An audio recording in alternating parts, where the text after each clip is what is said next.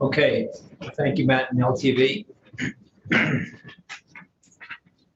evening, everyone, and welcome to the Town of East Hampton Zoning Board of Appeals meeting for August 10th, 2021. This evening, we are starting off with a continuation of a public hearing. I will once again read that into the record. The applicant is Nigel Curtis, and regarding the DEIS, the Draft Environmental Impact Statement. And the lot size and location is 23,848 square feet at 393 Cranberry Hole Road, Amagansett. Tax map number 300-128-1-28.2.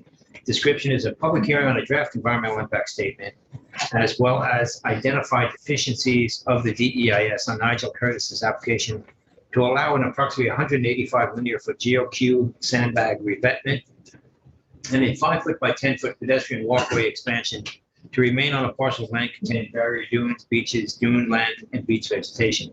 The hearing, well, it is continued this evening at 6:30 p.m. Such application requires a natural resources special permit pursuant to 255-4-20 and a variance from 255-3-85 coastal erosion overlay district regulations and any other relief necessary from the town codes to allow a coastal erosion structure to remain where the installation of new coastal erosion control structures is prohibited. The parcel is located at 393 Cranberry Hole Road, Amagansett, tax map number 300-128-1-28.2. Copies of the draft DEIS, as well as the identified deficiencies of such, is available on the Town of East Hampton website, as well as by contacting Kyle Vorpal, the Secretary of the Board, 631-324-8816. Kyle Vorpal at kvorpal@ehamptonny.gov. The relief sought is a relief described above. The zoning district here is an A residential AE flood zone district. The elevation of the flood zone is elevation 9, and VE zone flood zone elevation 12 feet. And the secret class here is unlisted. And council, I guess the notice is a continuation of. Yes, and we did the mailing of the notice originally, so that which included today's date. Okay, so we're all set then. So again, this is a continuation from last week. We will pick up with the applicant's agent. If Tara has anything she wants to discuss or speak, comments. Good evening, Tara. Good evening, Chairman Will and members of the board. Tara Burke. I'll go ahead and swear you in for the. Oh, no. Okay. Do you swear or affirm to tell the truth, the whole truth, and nothing but the truth? Great. Go ahead, please. Okay, I'm here on behalf of Nigel Curtis. I plan to keep this brief, as you already had a lengthy discussion with Andy Hammer at the start of the hearing 2 weeks ago. We did submit a follow-up written submission addressing the discussion that took place at that hearing. You have that August 5th letter in your file, and I would ask you to review it. I'd also like to offer Andy Hammer's apologies for not being able to make it tonight. I just wanted to touch briefly upon 2 issues noted in the August 6th memo that you received from the planning department. One of the points was actually discussed by the planning department at today's town board meeting with regards to changes in the legislation to 255-429 of the town code that regulates the permit in question. The timing of this discussion was interesting, as we're having similarly focused conversation in front of you tonight.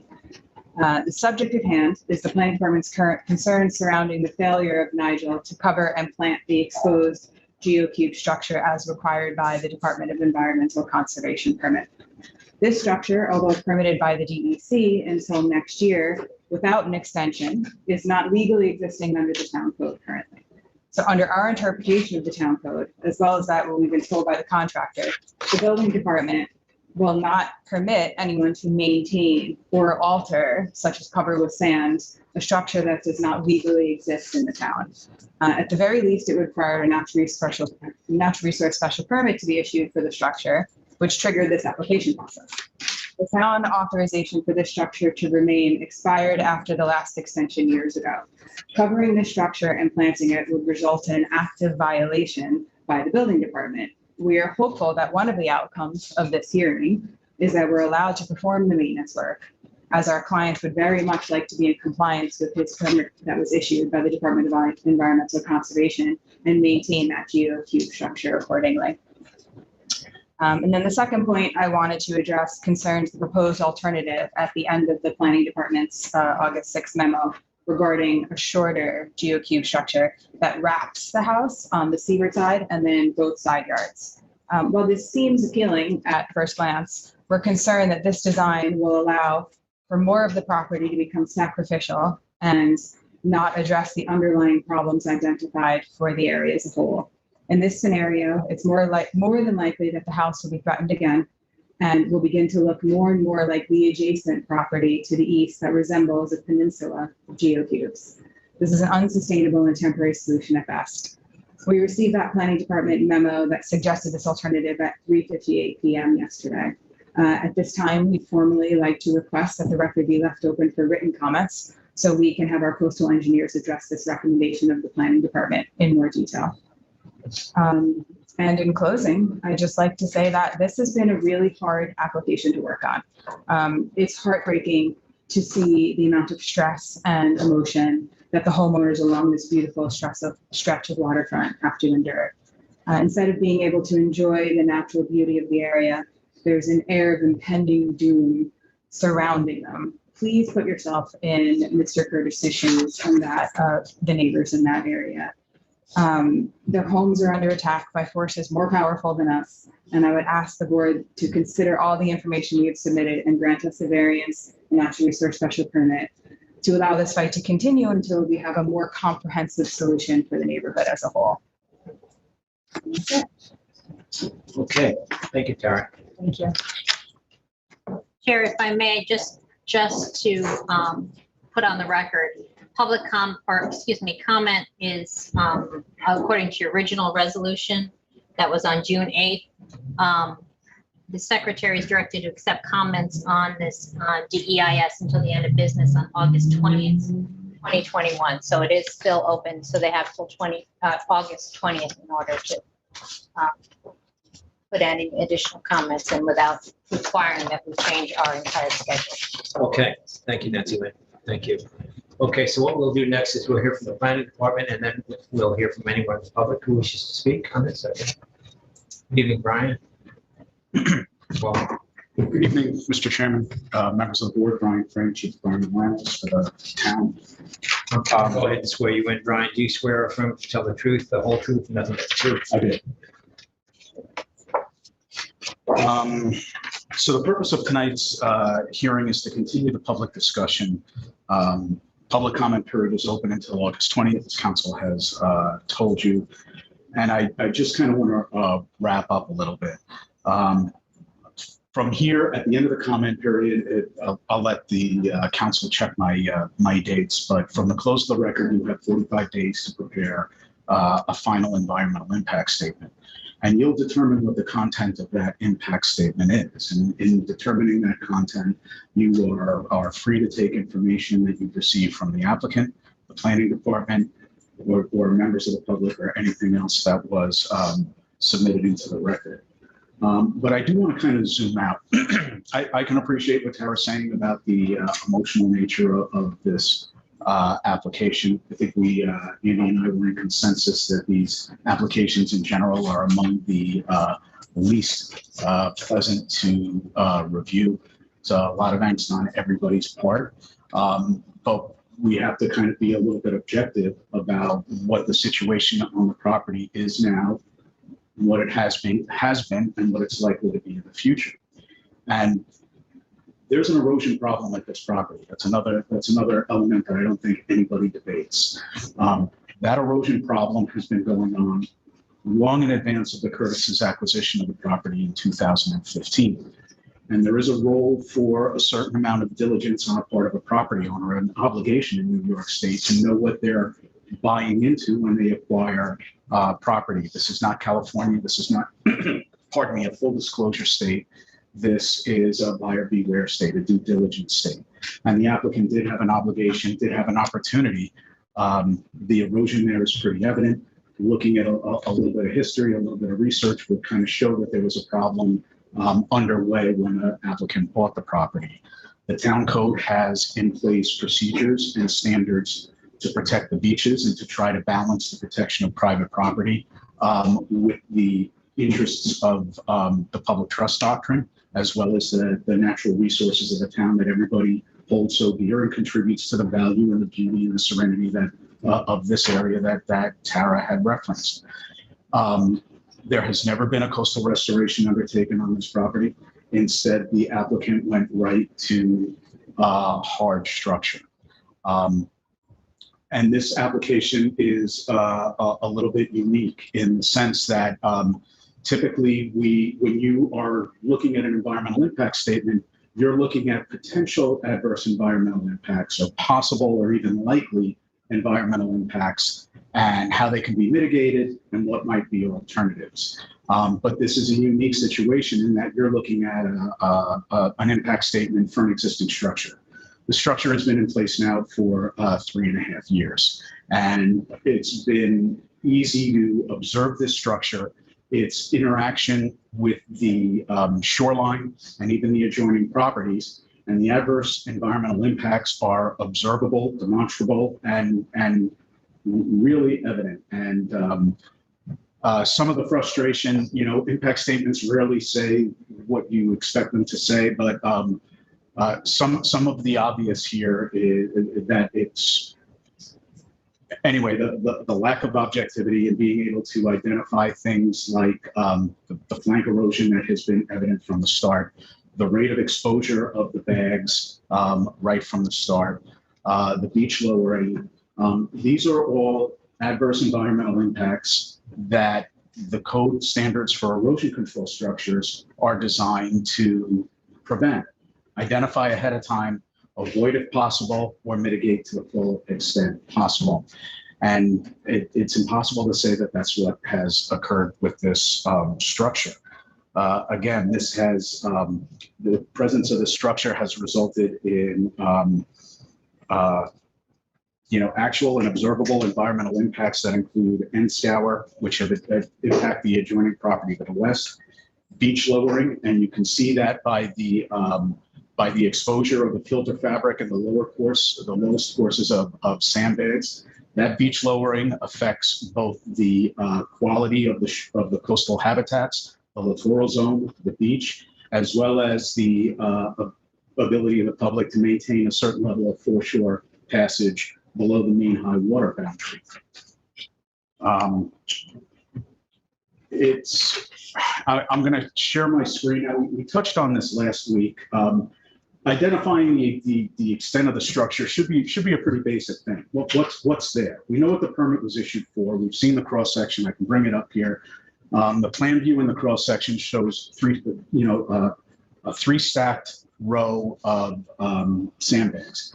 It doesn't show any filter fabric, and maybe that's not a major omission, but identifying whether there's a second row of sandbags behind the first, and whether this structure is anywhere from twice as substantial, or maybe if there's only 2 rows and there's only 1 row below grade right now, it should be a readily identified. With a soil probe, you'll know whether there's a second row of sandbags back there. In this photo from its installation,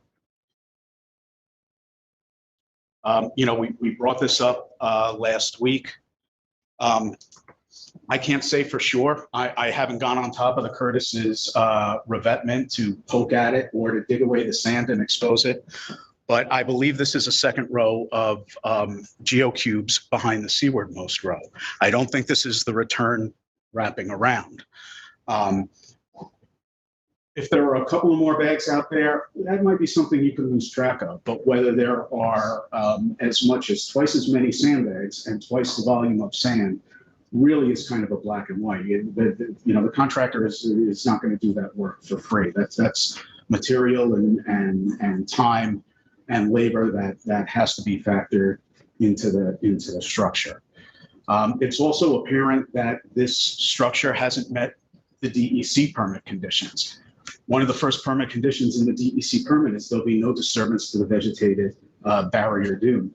I don't want to go back and forth with some photos, but you have photos of the property from 2017 before the seawall was constructed. There was a bit of a dune left. And what was left of that dune was, if it's like any other dune around it, that's where the deepest beach grass was. That's where the firmest packed sand was. That material sure looks like it was excavated to facilitate the construction of the seawall where it was built. They have never kept it covered with sand, and obviously they haven't removed it. The structure's been there 3.5 years, where the town permit is 9 months. So to say, and you know, the zoning board had their first application on this in 2000, you know, in July of 2018, literally 3 years ago. It's been there 3.5 years. We had this discussion about this first discussion 3 years ago. To bring up 3 years later, well, gee, you know, we couldn't really. It's our opinion that we couldn't cover it with sand because that would be a violation, and we don't want to commit a violation when the structure has exceeded the length of its duration almost by threefold. It is a bit of a stretch. I can tell you, I checked with Ann today. Nobody has approached the building inspector about trying to cover this structure with sand while this application was under review. I'm giving you my testimony under oath right now that nobody from Andy's office or anyone on behalf of Curtis contacted me to say, you know, would the planning department weigh in on our behalf to allow us to cover the structure while the application is under review.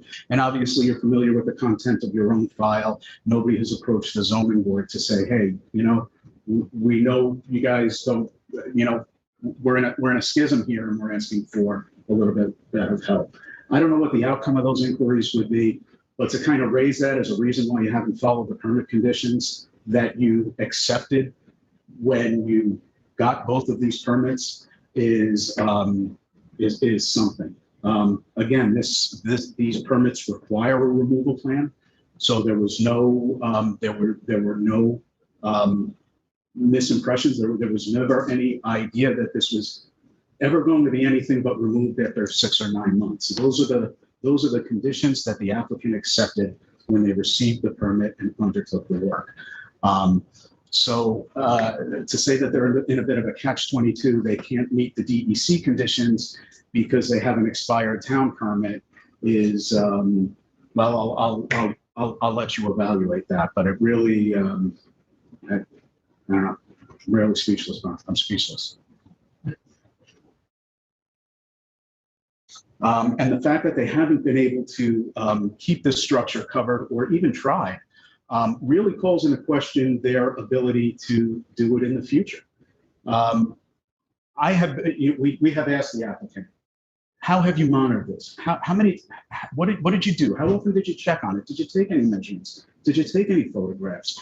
We've gotten radio silence back from it. I can tell you from the photos that I've taken, from the visits that I have been there, this structure started eroding sand right after the summer it was constructed. You have a photo in the impact statement that purports to be from September of 2019. I think that's a mistake. I'm almost certain it's a mistake because this is what the structure looked like in. And I made a mistake too. I said the photos that you're about to see are from November 2018. They were actually from Thanksgiving. So this is what darn it, I'm sorry. I was better at this whole Zoom thing when we were remote. So this is the shoreline of the Curtis property facing east on Halloween of 2018. And you can see that the snow fence has been removed and there's already toe erosion.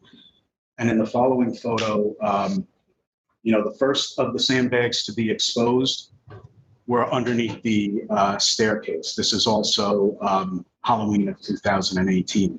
And then over the course of time, the structure continued to be exposed, generally from west to east. So this is January 2020. This is the western end of the revetment facing east. You can clearly see this is what's called flank erosion. This is end scour. This is you could put this in a textbook. It's so indicative of what the definition of end scour is. And again, we established at the last hearing that there are additional sandbags at least seaward of the approved structure that were never part of the plan. and really weren't disclosed until they were exposed by the element.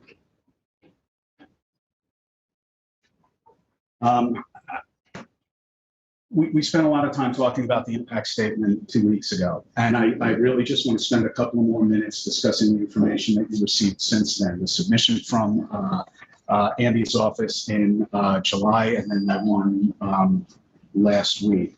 The planning department believes that the size of the structure is related to the area variance. It is relevant to considering the minimum variance necessary. I'll jump ahead a little bit. I noted in that report that a shorter structure, which the planning department is not advocating for, but this structure was, remember what this is for. This was done under emergency activities. This was allowed to protect the house. It's not to armor the whole property. And a shorter structure would be a better candidate for that. It would be easier to keep it covered with sand, and it would manage the flank erosion more onto the applicant's property in an area that they have control over and can mitigate more than they can if that flank erosion occurs on the neighboring property. And let me, there's something that Tara very badly misstated. That alternative didn't come from the planning department. That alternative in the report came from Andy Hammer's office. That was a submission that he made after the hearing when they said, and I'll paraphrase the correspondence, we're not sure if we're going to go forward with the environmental impact statement right now. We're going to work on something that we think is more in line with what was discussed at the public hearing.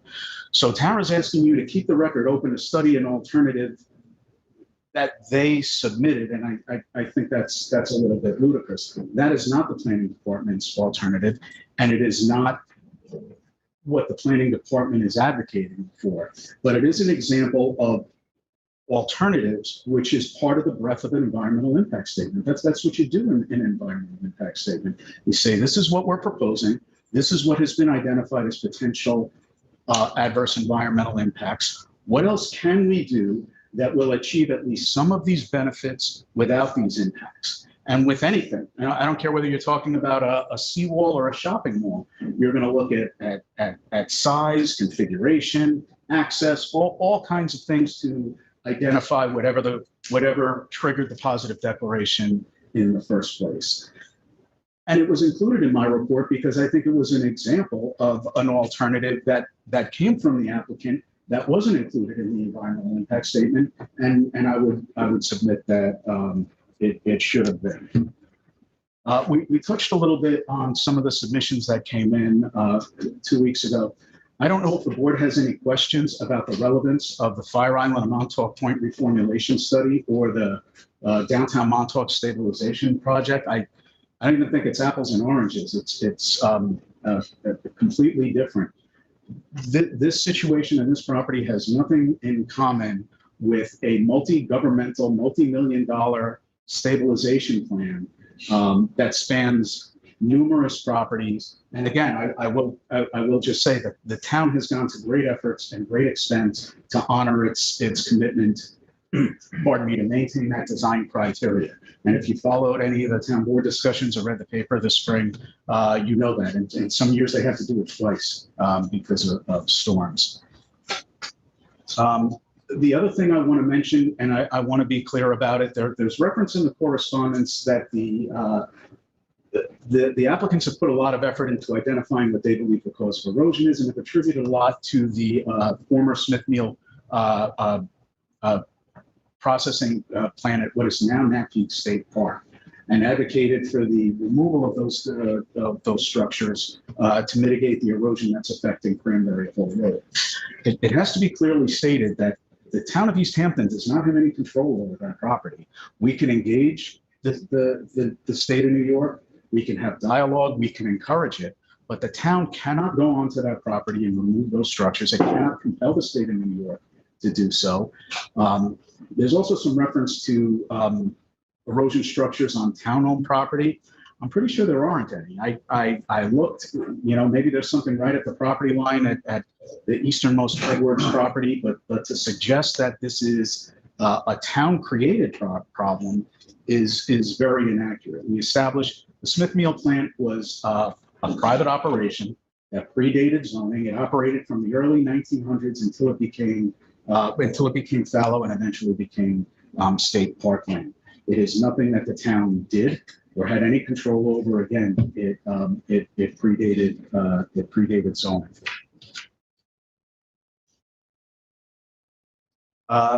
Lastly, the last point I want to make is about the town board's discussion today. And if you watch that discussion, I encourage you to watch it. Great care was taken not to mention any property in particular. This, the Curtis property didn't come up. No property was named by name or by, well, Curtis certainly wasn't named. The problem is to address, the discussion was to address what the board has seen from Andy's submission. There's a situation out here of structures like this being installed under the auspices of the emergency activities permit, under the, I'll call it a promise to remove them at the end of their duration, and then neither removing them nor mitigating the impacts from them. And I don't mind saying it's a problem in the code that needs to be addressed. And the timing was coincidental, as far as I know. I think it's more of the promise at the time. It's more of an affidavit that they signed. Well, like I said, there's no looking at the emergency section of the code and wondering, gee, were we really supposed to remove them? It's the only one of the emergency activities that's temporary. It's the only one that requires a removal plan. And although there's language in there about being able to remove it if somebody fails to, they're really, when you look at it, that language is just not detailed enough. But the intent is pretty clear. If you allow the structure to remain, you're really perpetuating the problem for other properties on Cranberry Hole Road. This structure has shown what a hard structure will do, not only to this property, but to the adjacent properties. If you allow it here, this is again why hard structures are called the domino effect. You put a hard structure on one property, you don't solve the problem, you move the problem. You move it to the next property, they have greater erosion as a result of it, and now they need to do the same thing, and so on and so on and so on until there's no beach, no resource yet. Again, we have discussed, this is the Peconic Estuary critical environmental area. This is the Napeak Bay. This is a productive littoral zone for a variety of habitat. The town code is loaded with references to the beaches of the town being part of its financial and cultural identity. And the use of hard structures is supposed to be a last resort, not a first resort. That's pretty much it. I don't know if you have any questions about anything that I covered or anything that was submitted either by myself or by Andy's office since we last spoke. I'll do my best to answer any questions that I can. Thank you, Brian. Board members? Yeah, I have a question, Brian. Thank you for your presentation. You've spent some time discussing the structure as it sits there, and that there was an original drawing. So we understand, we see two rows of bags here. You're suggesting there might be one behind that. We don't know that because we can't say it at this point. Is there a row of bags below the one that we see? Yes. Down into the beach? The third row of bags is underneath the lowest row that you see there here. And again, you kind of reminded me, one of the items that you got from Andy's office last week was a removal plan from First Coastal, which doesn't address what we discussed 2 weeks ago. The lowest course of bags are buried beneath the beach. And you can't just cut them open. They're about 1,500 pounds each. They need to be excavated out if they're going to be removed. And the removal plan doesn't address that.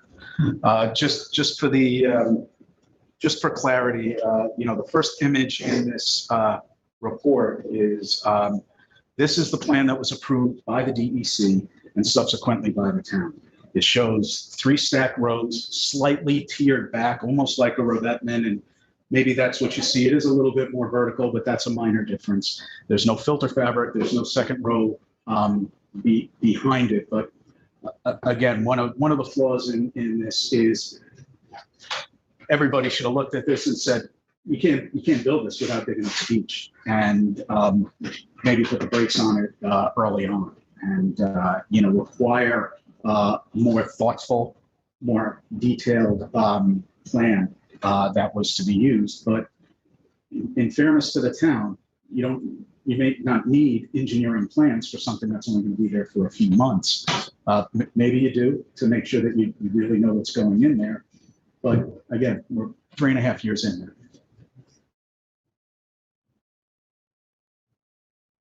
Thank you, Brian. Any other questions, board members? No? Thanks for your work on this and your submissions, Brian. Appreciate it. We will hear from the public now. Is there anyone here who wishes to speak? Sir.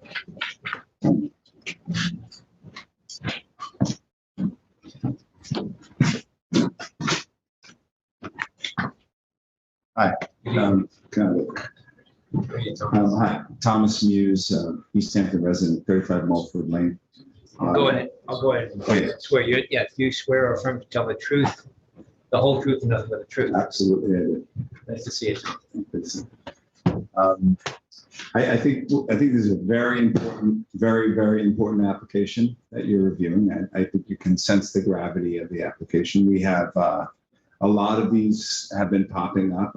I was just cruising the bay, looking at that site from the water, looking at the end of bay, and they're very distinctive looking features. You can see them from literally miles away when you're out on the water. And it's challenging. I know the homeowners are certainly challenged by the erosion on the beach. And I sympathize. And I realize there's not a lot of tools in the toolbox. But this was a temporary application. And as I understand, the applicant was not thorough in its maintenance of the project. You know, the sand that is shifting on the beaches, these applications, I mean, it seems across the board, they do not get maintained. I've been observing Bay View, and it's a very similar type of structure. It's getting more pronounced. It's moving, seems to be moving seaward as it's scouring on the side. There's no maintenance being done on those properties. I've been observing them for years. And I think if the applicant comes for a big ask to make a temporary project, that they agreed to a temporary nature of the project to save their house, and they want to ask 3 years later for it to be permanent, they should establish that they've done diligence to maintain the property. And in this instance, they hadn't, and on other projects I see, and it's really not, they're not really capable of doing it anymore. I walked 2 weeks ago before the last hearing. I watched the hearing was broadcast, and I walked the beach prior to that hearing. So it was about 2 weeks ago. The rack line, which is the deposition of floating material, the high line rack line was way landward of the toe of the structure. I barely got to walk around the structure. I have anecdotal experience from other structures like this at Bayview, because we used to go on Mulford and we'd walk to the end of Mulford, and the kids would go towards the fish factory, walk left. We no longer, I haven't been on that beach in years, we no longer walk left. We have to navigate those eroded houses and also the two structures at the end of Bayview. And they're in the soup. They're in this, randomly in the waves. So it's not a maintainable structure. You can't keep dune grass and sand seaward of the structures. And that's just going to get worse as this thing called global warming and sea level rise. So the future of these projects is not a good future. And I know it's a real tough decision for the board to be able to say, to the homeowner, go back to the drawing board to protect your property. But however, these structures are disenfranchising the public from access to our beaches. And they're actually removing beaches seaward of these structures. There's no dry beach. There's nobody sitting on that beach. There's nobody, through the tide cycle. So I encourage the board to take a stern look at this application. Also think about the future, because we are, as the LWRP this is against the LWRP, our local water program that's been here since the 90s, I think. Right? Kevin probably knows all those details. It's against the LWRP. It's against the spirit of our town, which is to maintain our beaches. Our beaches are number one. And projects like this threaten our beaches, and they need to be, we need alternatives, and we need the owners to go back to the drawing board on this one with a lot more information, a lot more guarantees moving forward. I just don't think these are acceptable projects at this point, the way they're designed and installed. Thank you so much, board. I appreciate it.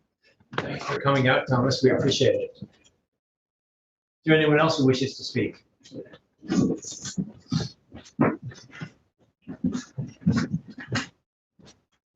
Good evening, Joe. Good evening. Since we were still left open, am I still sworn in from last time? Nope. Council, is he sworn? No, he needs to be sworn in today. Joe Zarpinski, 14 Bayview Avenue. Do you swear or affirm, Joe, to tell the truth, the whole truth, and nothing but the truth? I do.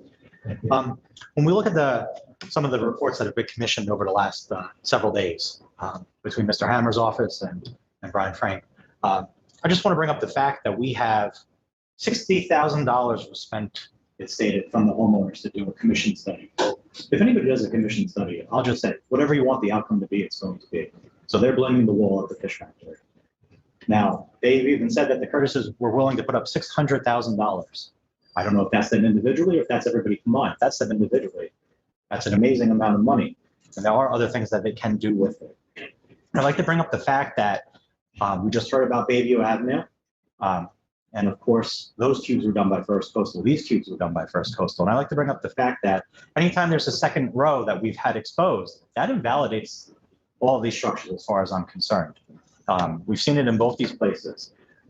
Not only would I have to say that, in my humble opinion, that would be fraud, I would say that's deliberate fraud, that we're not doing something that we've submitted our plans for. Since that is First Coastal, and First Coastal does do work for the town of East Hampton, the town of Southampton, the Army Corps of Engineers, I honestly think all three of those entities should cut ties with him, since he's shown that he has a proficiency to commit fraud, in my opinion. All his work should be reviewed since 1975. Let's remind you that he did block a right-of-way and emergency access. And with the second rows that we've seen exposed here, I'd have to say, he's so dangerously close at the end of Bayview, he just might be in Nat Peak State Park. And I'll remind you, if he's in Nat Peak State Park, any commercial structure loses us the entirety of that state park. So I just want to bring that to light. Now, we know that I want all these structures removed because of the fast acceleration of the erosion. I did mention that somebody should reach out to Dr. Alaska. I did take it upon myself to reach out to him, ask him if he'd be interested with these homes and if he could do anything for them. Not only that, I pitched the idea as a second control site, since we know that you guys agreed to let the PIM project go forward on the homes next to Mulford. That being said, I've also reached out to the National Science Foundation. Now they are doing grants again this year. They have their fourth quarter application process starting on September 2nd. I've asked Dr. Alaska to review if he possibly could go after one of those grants, potentially for these homes. But then again, I'll say, if they're going to spend $600,000, perhaps they all might want to spend their own money on this and do it privately without any of the government assistance, because that grant is only in the excess of $256,000. I already decided that if we did go forward, possibly we could go for the ET7, which is Environmental Technologies, which is under Program Director Dr. Rajesh Mehta, the National Science Foundation. That's for habitat conservation, adaptation, and restoration, or possibly ET10, which is Environmental Technologies 10, which would be other environmental technologies. That's all I really have to say on the matter tonight. You know that I don't think any of these structures should be around, and we have to do something. This is the only thing that I know of at the moment. You have to remember, too, using it as it comes in, we have a clockwise and counterclockwise tide. That's why you can always go fishing out there, and you're guaranteed to well, not guaranteed, but possibly can try and catch a fish anytime you're out there. You can do low tide or high tide. It doesn't matter. Thank you very much. Joe, thanks for coming out. We appreciate your interest and your attention. Kevin. Thank you.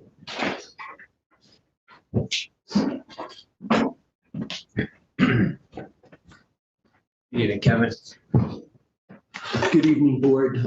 Kevin McAllister of Defend H2O. I maintain offices at 3780 Noyak Road, Sag Harbor. Thank you, Kevin. I'll swear you in. Do you swear or affirm to tell the truth, the whole truth, and nothing but the truth? Absolutely.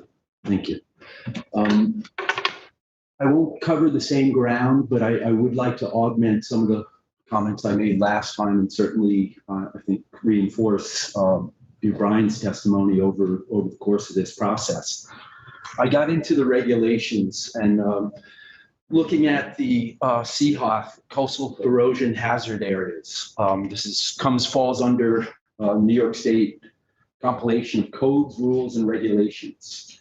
And item or Article 50517, I will provide you with these citations. Ultimately, for a delegated authority, which East Hampton Town is, at a minimum, their codes must meet the minimum standards. So again, correct me if I'm wrong, we are a delegated authority under this. No, we don't administer CHA. You do not? No, Okay. we're in My comments are erroneous. Well, they're not erroneous. I'm glad you correct me on that, Brian. But I will cover some of the ground that's in this.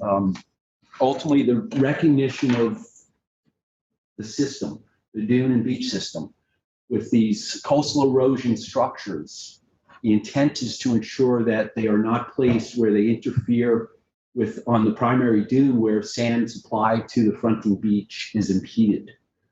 That's an important element here.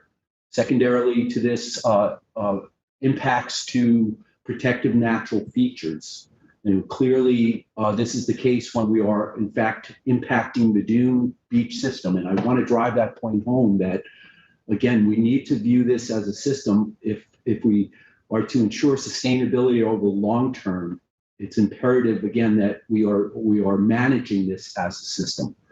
As Brian pointed out, ultimately the erosion of the fronting beach from these structures, and I did cover this ground in some detail. I know Brian has as well. With rising sea level, obviously the need for migrating shorelines, when we put in hard structures, we are anchoring that shoreline ultimately under wave attack. And again, if we've been in a favorable period over the last year or so, that's the good news. But inevitably, there will be storm events. Once the structure is in play with wave action, then you have the fronting scour, reflected wave energy.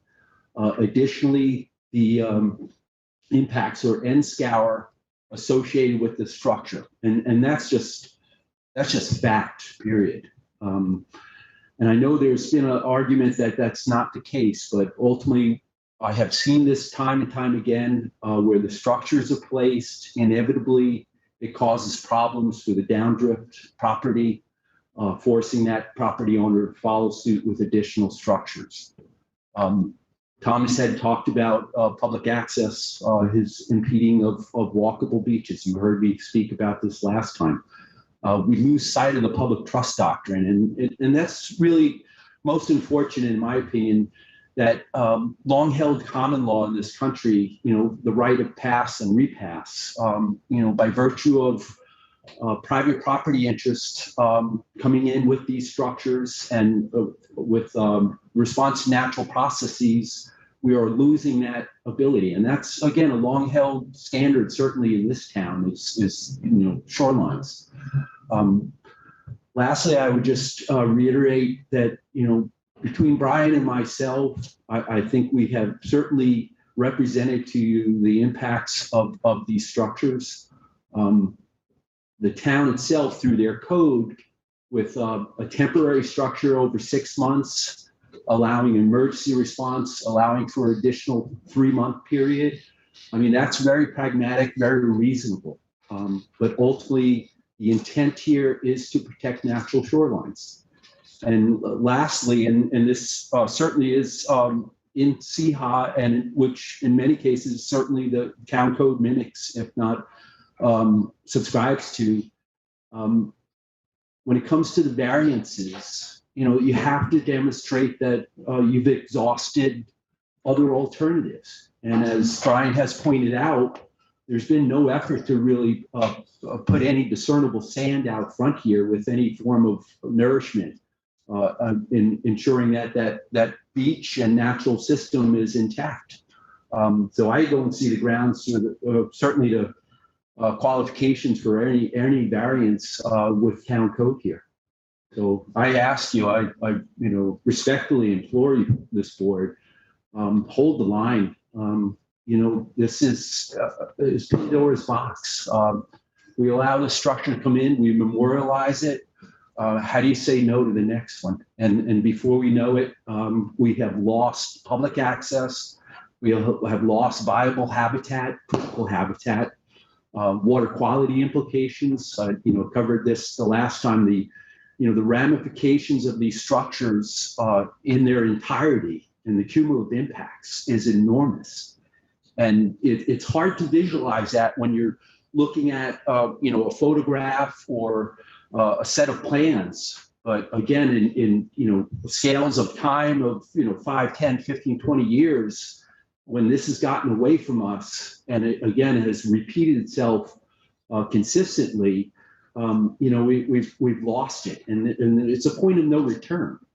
And I was glad to hear, and unfortunately I was not aware of today's meeting, but if the code needs to be tightened up, by all means, do so. And I'm glad to hear that is underway. This is a really important issue, and I hope the board does the right thing. Thank you. Kevin, thanks so much for coming out. We appreciate your comments and your focus and interest. Thank you. Is there anyone else? Harry, you want to do a wrap up or open comment?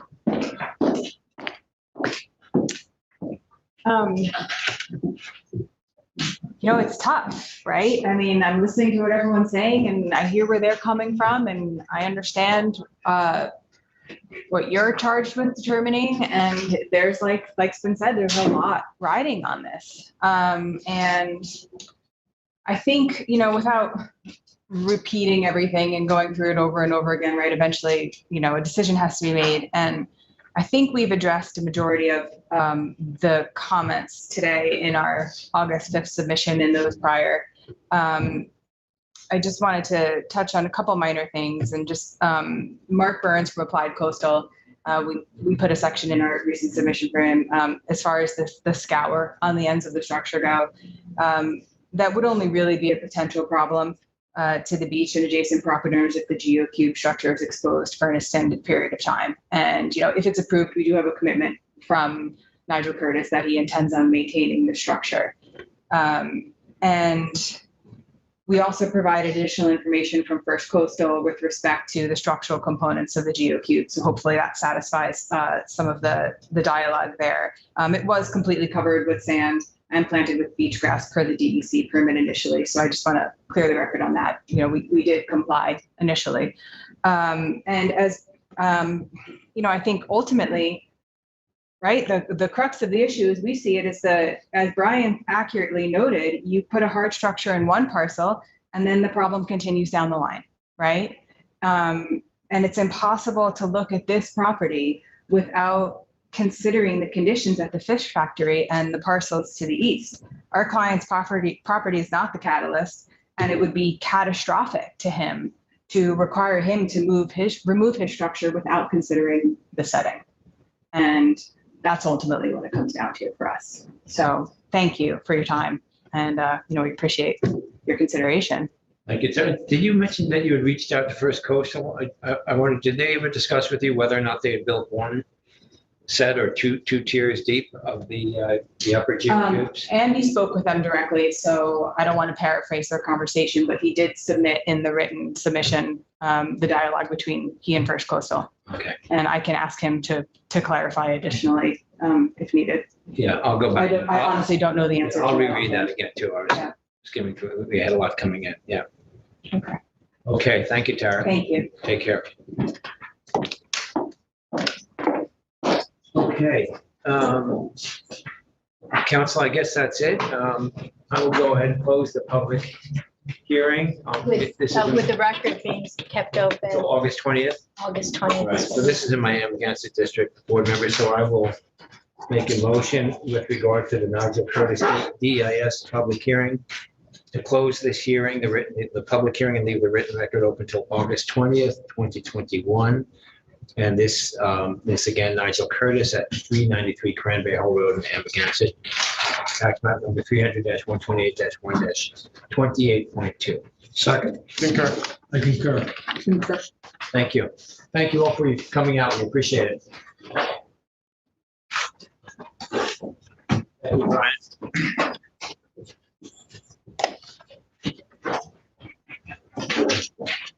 Thank you, Tara. Enjoy your family. Thank you.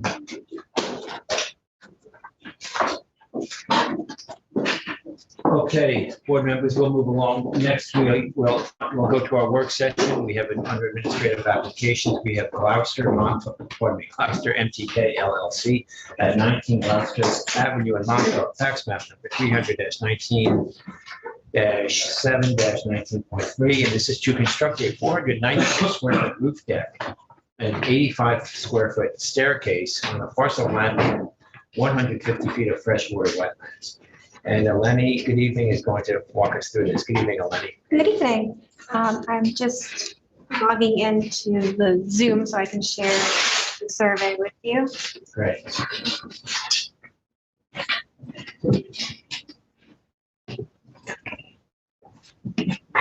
So I'm just going to share the screen.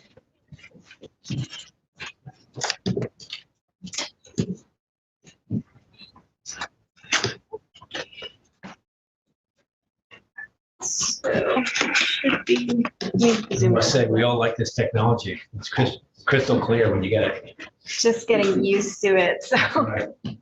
You're doing better than I would. Well, we'll do. When she zooms, when she focuses in, it will. Night, Brian. Good night. Yes, thanks, Brian. Safe job, Brian. So this is a roof deck. There we go. Look at that, Terry. That's crystal clear.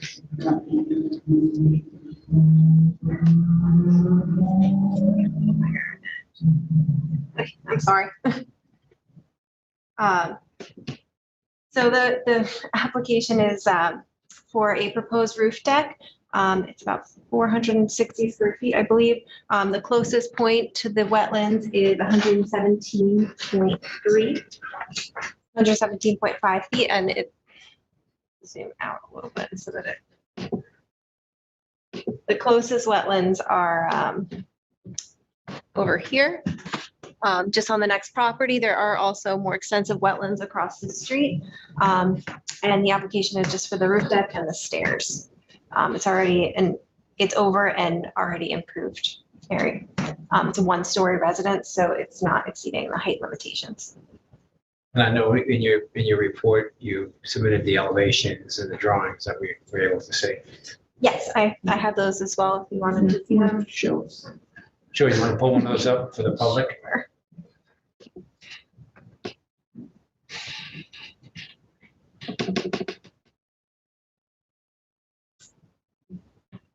So let me zoom out a little bit so that not as easy as being I on know, that's what Brian said, it's more difficult. That's helpful. so these are the projected, the building plans for the roof deck. And there's no increase in the maximum height and all because it's a rail, right? That doesn't affect- Yeah, and and it's a single story house, so she's meeting, I mean, Eleni mentioned she's meeting, it's meeting the height restrictions. It needs no variances, so it's just, Have we evaluated the impact or potential impact on the neighbor? so the neighboring property is a vacant parcel. The one thing that we did notice on this one is that they have cleared into the neighboring property, and we spoke with the applicant. They do not want to revegetate that. I mean, it is the neighbor's parcel, so You're laughing. it's not town-owned property. We can't require them to do that, but you can see over here where this is the clearing line. It's cleared onto the. And they told you they do not want to revegetate, and it's on their neighbor's property. It is, so it is privately owned parcel, so there's not really anything that we can do that requires them. There's no house on that parcel right now. Especially neighbor. Are they maintaining the cleared spot on the other property? Is it like lawn? It is lawn. So can we ask them to not then maintain it? Cease. I brought that up with them. They said they're not willing to do that. But if they're not So willing to what go are in there and they- revegetate because it's somebody else's property, they shouldn't be going on there to maintain it because it's somebody else's property. We could bring that up with them. I mean, that's Well, we could the also there. condition this, council, could we, if this is approved, could this be conditioned that there be a fence of something or some native woody shrubs along that portion of the property, council? Yeah, you Or can, code I mean, enforcement or something? especially since that's potentially for a future homeowner there, Right. screening is a related Yeah, condition that you often do for if you're going to screen for a neighbor. So that's a possibility. It is, I guess if they actually catch them over there clearing it, it's trespass. But you would have to prove that it's without the owner's consent and without a owner in residence, it's a little difficult. So that may be why it's hard to have the town enforce it. But as far as going back and taking care of the clearing or removing the clearing, but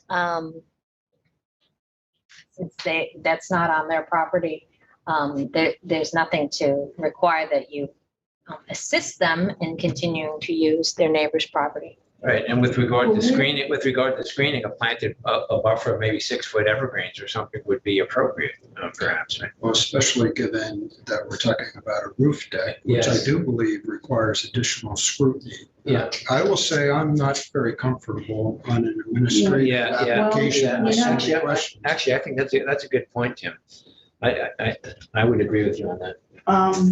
Well, I had the same concerns, and especially when I saw the plans Mhm. for it, it looked to me like 5 miles of stairs and stuff. So I went over to the property, Mhm. and it's much more sheltered than it appears to be when you look at this. So like it softened me on the administrative running of it. Because I thought it would be in the face of neighbors and the neighbor to the other side, I guess that would be west, the road west, has a lot of vegetation between their property and this property. And then there's that unapproved lot, and then heading down toward Westlake Drive is, I don't know if there's another house. You can hardly see it. There is another house tucked in there somewhere. So there's a lot of stuff protecting it, and I did become convinced yeah. that railing, the roof deck would not really impose on any neighbors. Right, but Now, I nonetheless, do go like ahead. the idea of the screening. Is that toward the wetlands? Where wetlands? It is, the wetlands are actually just up here, so it's closer to the wetlands. And Terry, I appreciate your comment, but I would say to Tim's point, if we have a public hearing, would give you or Ed a chance to give this board a feel before and for us to stop by as well. And it sounds like there's a couple more issues that have to be dealt with here. Now, I have to say that, I have to say I have the same concerns that I had when I looked at it. I wondered about the, compatibility in the neighborhood issue. Is it so out of character what's going on? I appreciate what you have to say, Terry, about it being at a distance, but vegetation can change. It seems to me that there is reinforced what the chair said. There are several things to discuss here on this particular one. So I have concerns about this as long as the others are making this in the shade. But they're out of jurisdiction with the 150, clearly, right? So, Yeah, they need no variances. so there's no variances. So as far as them putting a roof deck, I'm not sure that by right that they have it if they meet their zoning requirements. Right? Yeah, they're just within NRSP jurisdiction because of the RSP, and 150. There's no impact. They're But there would be no impact if they weren't clearing. correct. That's the issue. That's the issue there. And I don't know if I appreciate your sentiment as well, Roy, but kind of putting this on the Lenny and the planning department, I'd almost rather these come out at a public hearing. And Maybe can you go back to them and can we table this until they go back to them and get their feelings from, this discussion that we're having? I mean, I think this should go administratively in all aspects. I would think so too, but. I can bring it to them and ask them if they'd be willing to put the screening. Is that what you'd like me to ask? Yeah, I would think, the more I think about it, I would think it would want to be, because of the wetlands for one thing, and to Tim's point about the visual, it should be something like evergreens that are like 6 feet on like 4-foot centers or something like that. So it's not going to be just something pretty that you can run through and take your lawnmower through and keep mowing your neighbor's land, you know. So how do you all feel about tabling it, or do we just want to go deny it and make it a public hearing? Well, I think that if you've already approached and asked about revegetating this area and that they want to continue mowing it, seems like their intent is to, you know, more or less adopt that parcel. And I think that puts it in a position where we're going to have a stronger ruling on this than just making a suggestion. So I'd be in favor of the hearing. Because I think that there are several aspects of this that might become troublesome if we don't deal with it. Well, what kind of ruling can we do when the property belongs to somebody else? I mean, Well, I agree with the screening, if they Yeah, we put the might not be able screening to. along that property line and put in, you know, whatever. But as council said, we can't maybe, but at least it lets it grow back naturally instead of continuing to be mowed. Yeah. So I think I'm going to go along with myself with Tim and Ed and deny this to go forward administratively. Okay. Terry, Roy, what are your thoughts? And there's nothing wrong with the dissent here either, obviously. Yeah, I'm gonna dissent. I saw it, you know. Yeah, I yeah. See it. Yeah. Whatever. Hopefully we can get these, you know, it's not a big deal. You've already done the analysis. Hopefully we can, you know, fit it in at an appropriate time, get it noticed. Also, it's good just to give, well, it would be noticed anyway administratively, but gives the public a chance, a neighbor to come out and talk if they need. That's a good point as well. Yeah, Roy? I'll dissent as well. Okay. Council, we good on that as far as? Yeah, well, there's no written determination, it's Yeah, just a denial of it's denying going. that it goes through. Yep. So do we want Terry, no, since Terry's, should I make a motion then? Well, it's. Or is it, And it's a you're clear? just denying the you can, yeah, you usually do a motion to, Or to approve it? going approve it. forward So you're doing a administratively? motion to deny the application for it to go administratively. Right. Either of you can make the motion because you make the motion and then the vote is taken, so. Right. Okay, Terry, you want to make that motion? No, you're right. Okay. With regard to Gloucester MTK LLC at 19 Gloucester Avenue, Montauk, tax map number 300-19-7-19.3, I make a motion that this not go forward administratively. Second? I concur. Dissent. Okay, thank you all. Thank you, Lenny.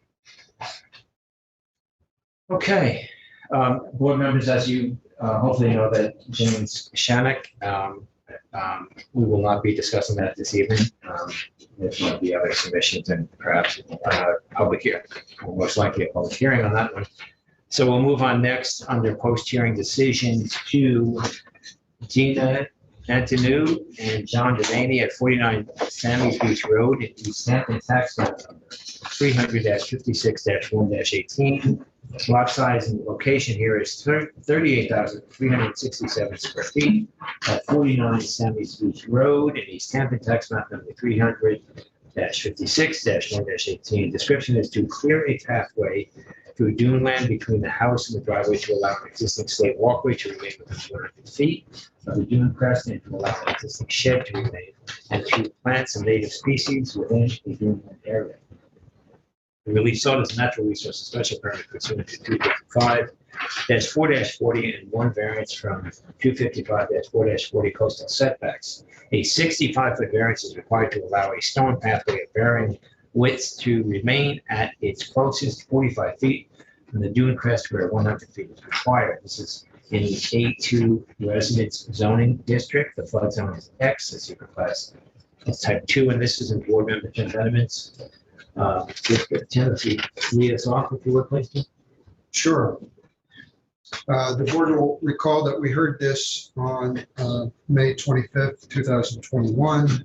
I'm looking at a survey that was last updated January 20th, 2021. I would categorize this as something of a cleanup application. And there are 4 different issues being addressed. The one that requires the variance deals with an irregular bluestone walk that surrounds the house. That walkway is mostly 4 foot wide, but in some places it's slightly larger. And as a result of that, it requires a variance. This is also, the entire property is NRSP, and there are several things going on that fall under the NRSP. The original intent in this application was for the homeowner to remove the invasives that she had found and to revegetate with more appropriate vegetation. And it wasn't until she met with the planning department that she realized she had more things going on here. That also included the desire to legalize a 7 foot by 9 foot shed to the landward side of the house.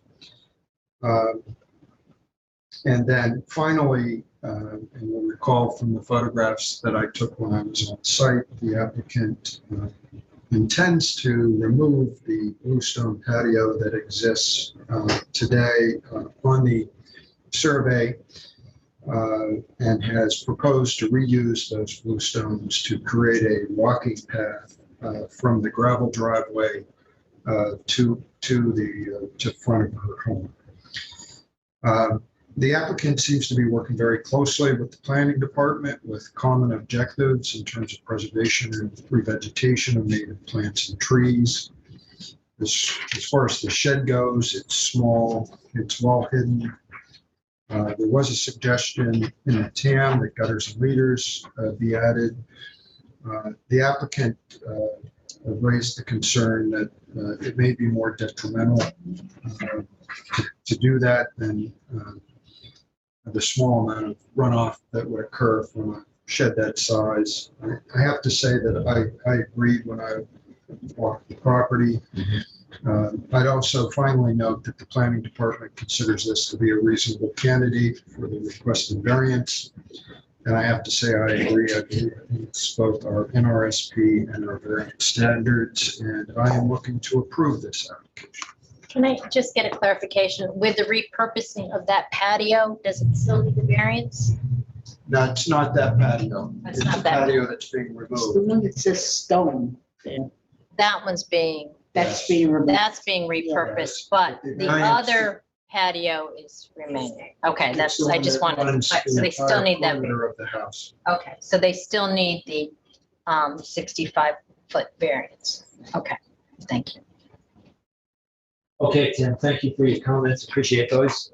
Ed, you have any comments? Ed? Yes, thank you, Mr. Chair. I don't have an awful lot to add. I think that Member Brenneman covered what was most of our concerns. I do remember that the photos that he produced at the time, more or less clearly an issue of the shed, showed us that the shed wasn't a protected space and a spot where it was fairly well covered.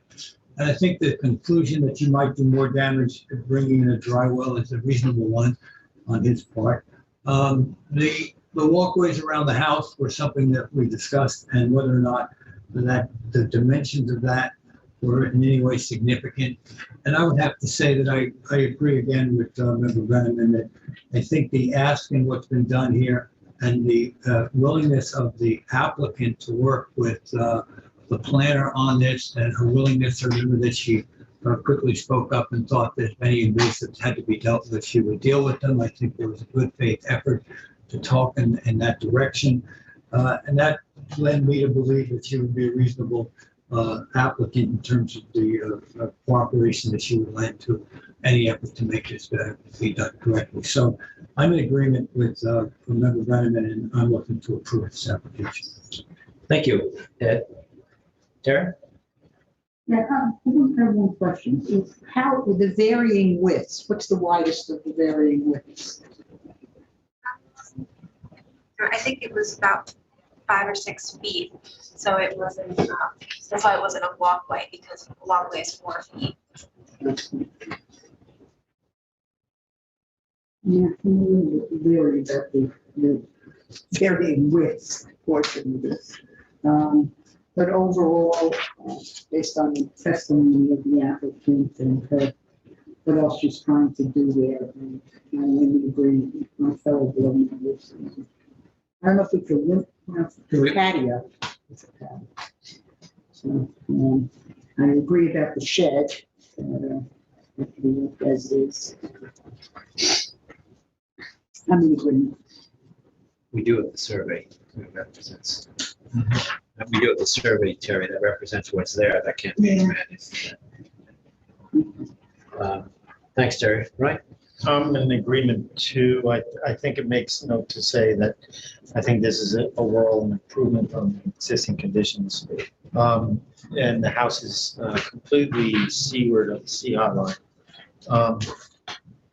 Was there a discussion, thinking of it now, if you remember, about the makeup of the walkway that they're adding in terms of permeability? Was there, Well, sand. Just Sand, I hope, right? Just stepping stones. If you remember, there was stepping sort of an stone similar to outline. what was there. So I think we should just make sure that we condition that walkway to be like in kind.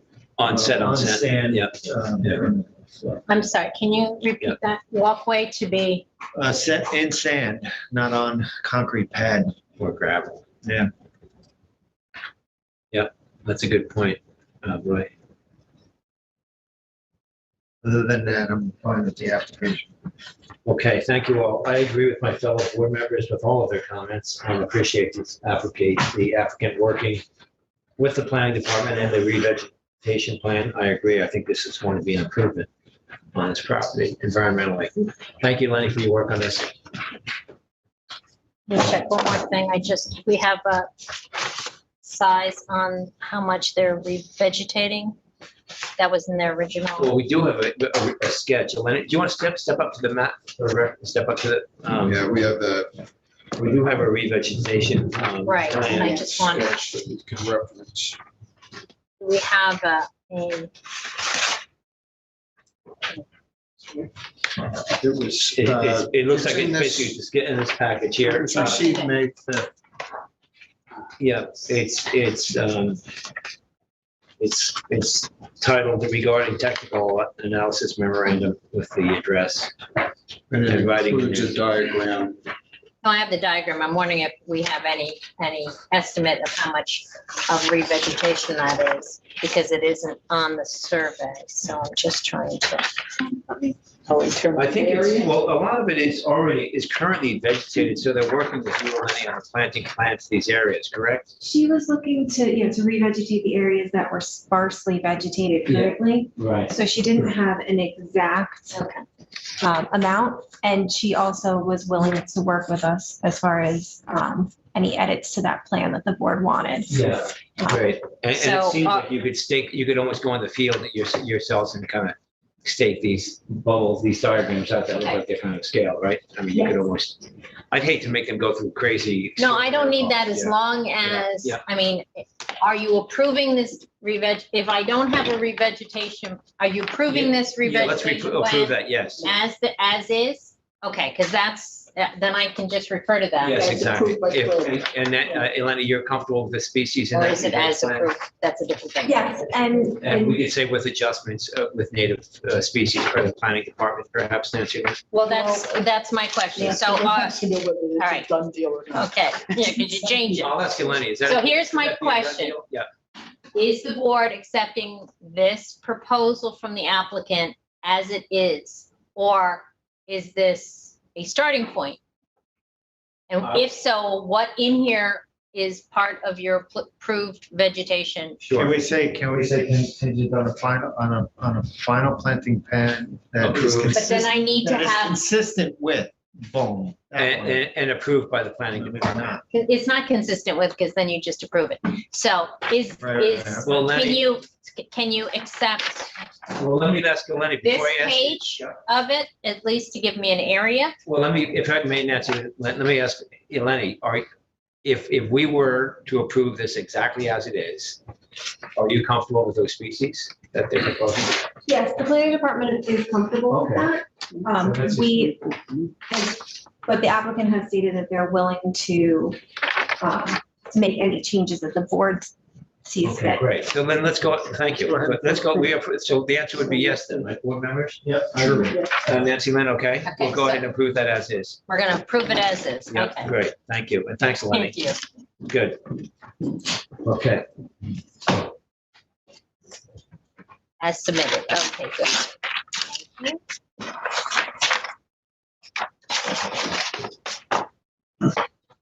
And that's CNR to maintain?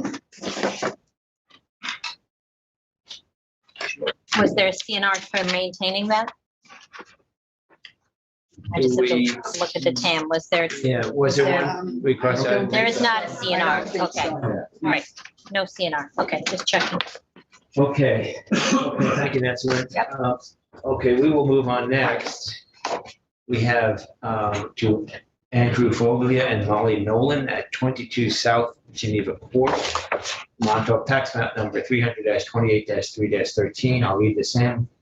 The lot size and location here, 13,797 square feet at 22 South Geneva Court, map of Montauk Beach, Development Core, Subdivision 6, filed 5/6/1927, Montauk Tax Map number 300-28-3-13.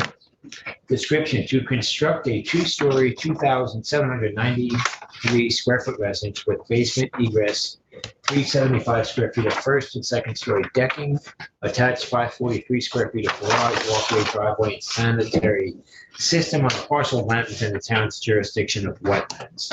The relief sought here, a natural resources special permit pursuant to 255-4-20 and 3 variances from 255-4-30 minimum wetland setbacks of the town code and any other relief necessary. The following variances are required. 1, a 44-foot variance is required to install a sanitary system of 106 feet from wetlands where a 150 setback is required. 2, and 3, variances of 25 feet and 21.3 feet are required to construct the residence and decking, 75 feet and 78.7 feet respectively for freshwater wetlands where 100-foot setbacks are required. This is in a zoning district. It's B residence here. The flood zone is X. The secret class is type 2. And this is in board member, and you'll have Montauk district. Ed, if you lead us off, please. Yes, thank you, Mr. Chair. The matter of the Foglia and Nolan application, you remember that the public hearing was held on July 13th, 2021. This was just 4 weeks ago. The date of the survey we are working from is April 15th, 2021.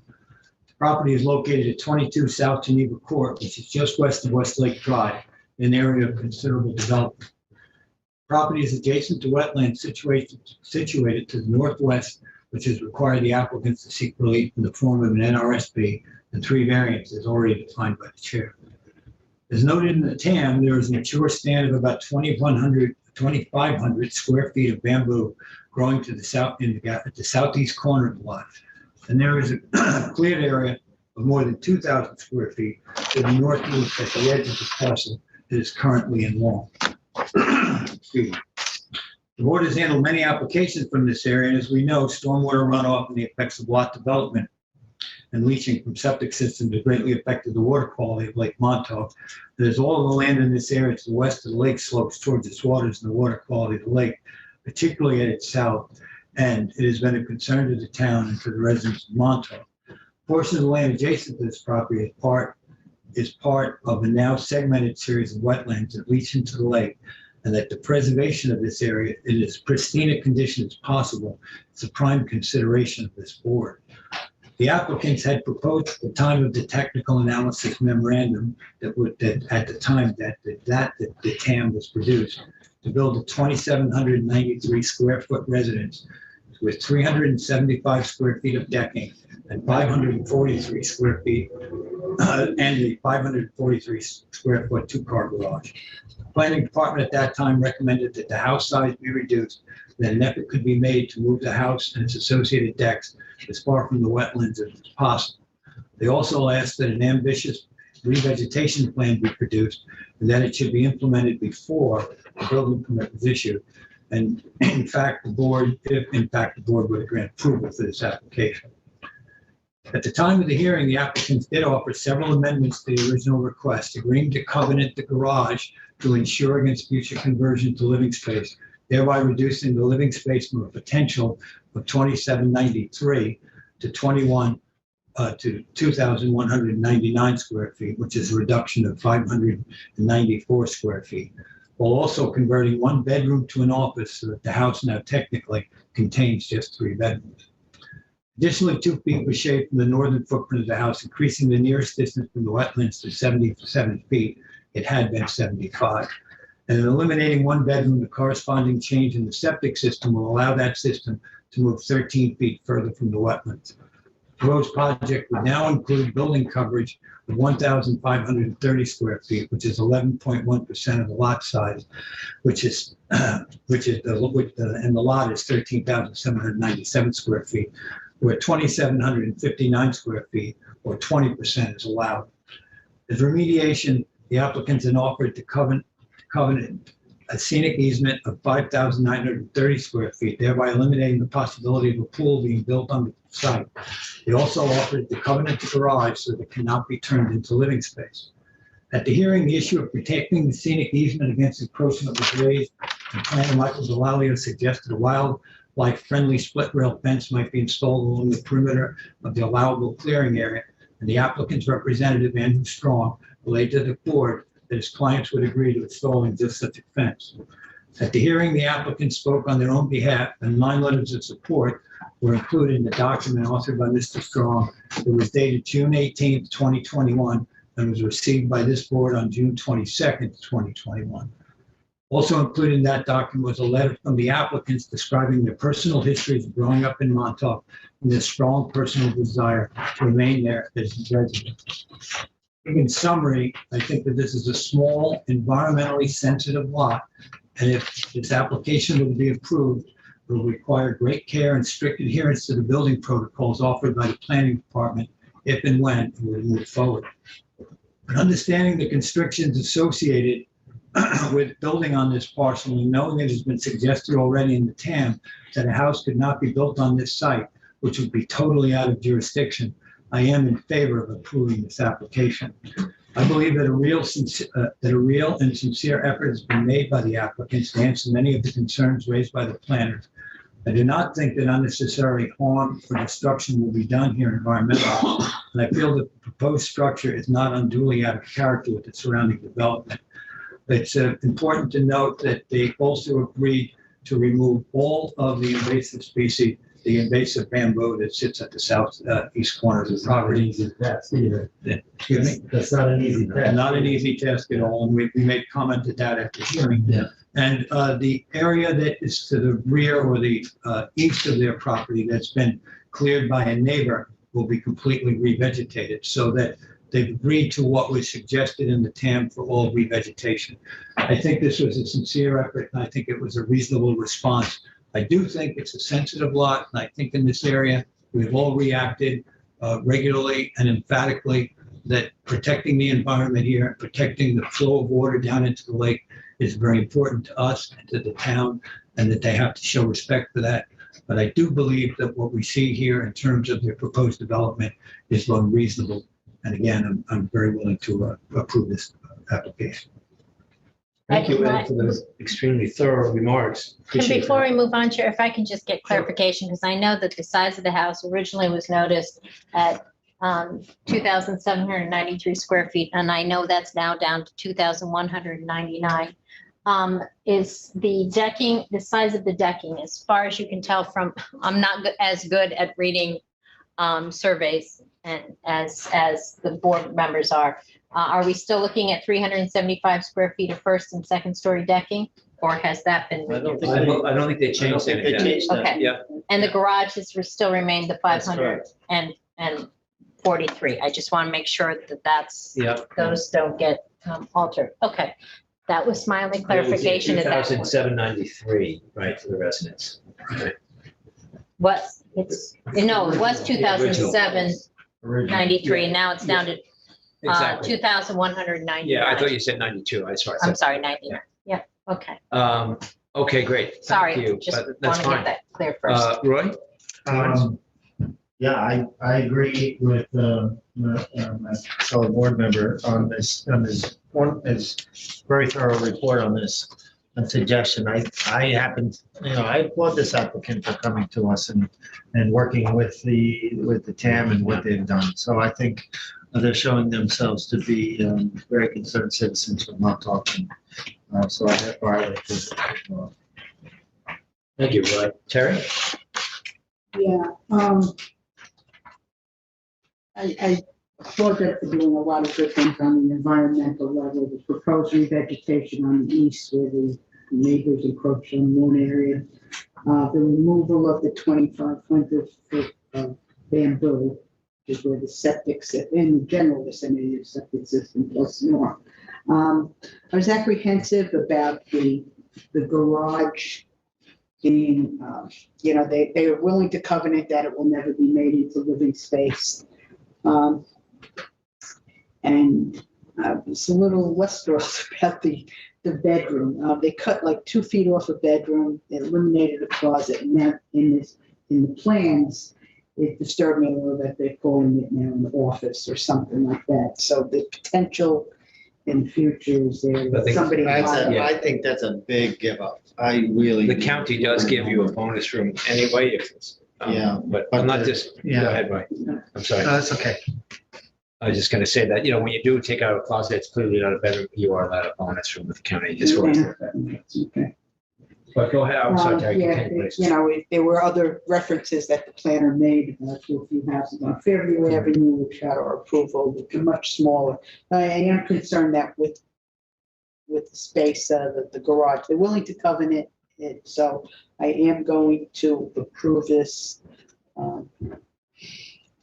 with some apprehension. But I am going to approve it. I do like all the environmental things they did, the large 42% scenic easement with 5930 Yeah. square feet.